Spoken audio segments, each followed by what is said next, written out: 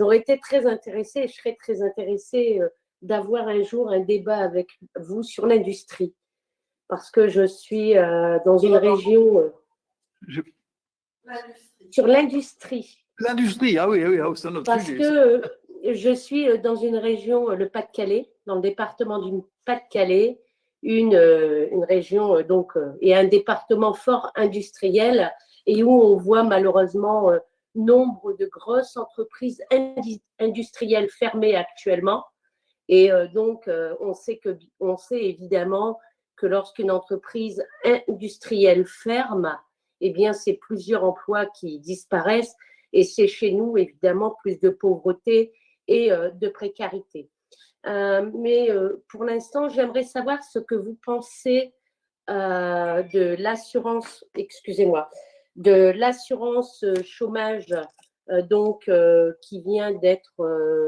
qui va être mise en place par le gouvernement, hein, où évidemment il y a 850 000 chômeurs qui vont donc perdre des indemnités suite à cette nouvelle réforme de l'assurance chômage.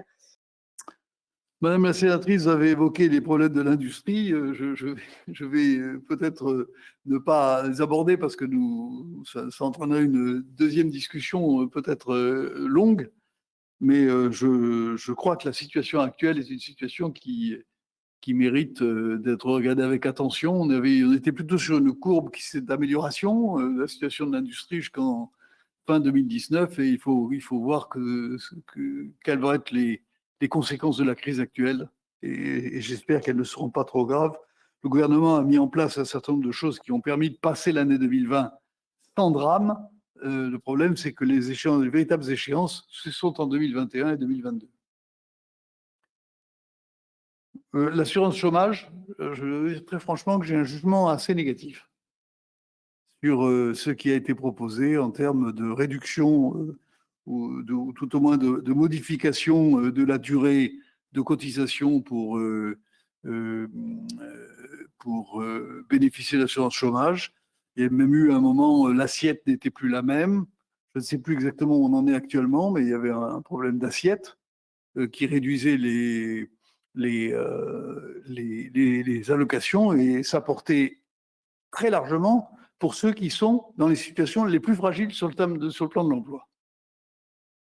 Je dois dire que j'étais moins impressionné par ce qui était fait sur les cadres. Je ne trouvais pas absolument scandaleux l'effort qu'on demandait aux cadres.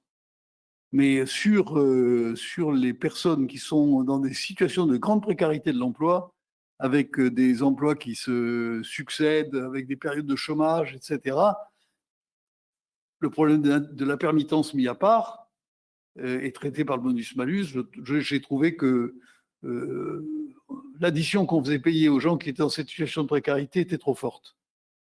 Et que je trouvais que ce n'était pas à eux de payer le prix de leur précarité.